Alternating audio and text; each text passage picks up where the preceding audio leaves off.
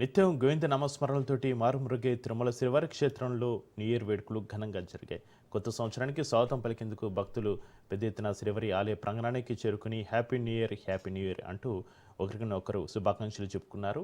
కొందరు భక్తులు మిఠాయిలు పంచుకొని వినూత్నంగా న్యూ ఇయర్కి స్వాగతం పలికారు.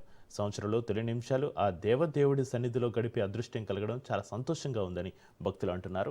తెలుసో తెలియకో గడిచిన ఏడాదిలో చేసిన తప్పులను మన్నించి కొత్త ఏడాది ప్రతి ఒక్కరికి మంచి జరిగేలా కృప కటాక్షాలు ప్రసాదించారని స్వామివారిని ప్రార్థించినట్లుగా భక్తులు చెబుతున్నారు.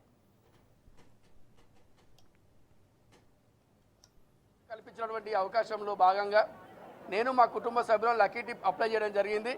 అందులో భాగంగా జనవరి 1 నాడే నాకు అవకాశం కూడా రావడం జరిగింది.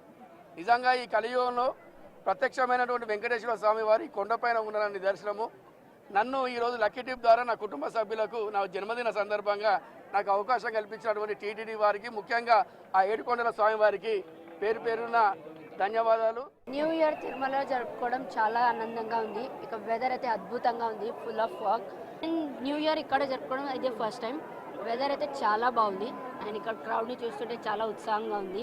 ఈ న్యూ ఇయర్ కూడా ఇలానే ఉత్సాహంగా ఉంటున్నాను.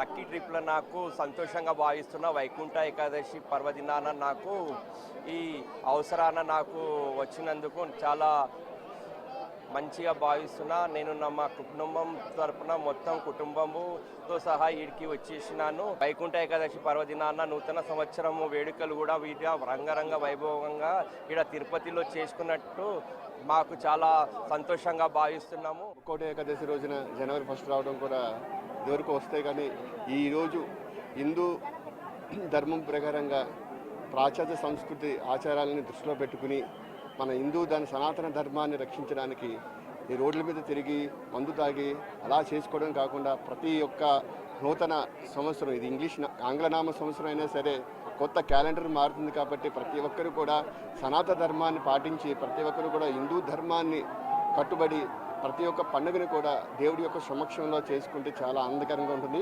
ఈరోజు ముక్కోటి ఏకాదశి 2వ పర్వదినం చాలా అద్భుతంగా దర్శనం అయింది. స్వామివారు చాలా అద్భుతంగా దర్శనం ఇచ్చారు. కానీ టీటీడీ వాళ్ళు ఏర్పాట్లు కూడా చాలా అద్భుతంగా ఉన్నాయి. లక్కీ డీప్లో అందరికీ రావడం చాలా చాలా అదృష్టంగానే భావిస్తారు అందరూ. ఈ ముక్కోటి ఏకాదశి ప్రతి ఒక్కరి యొక్క నూతన సంవత్సరం కూడా ప్రతి ఒక్కరి జీవితాల్లో కొత్త వెలుగులు నింపి ఈ టీటీడీ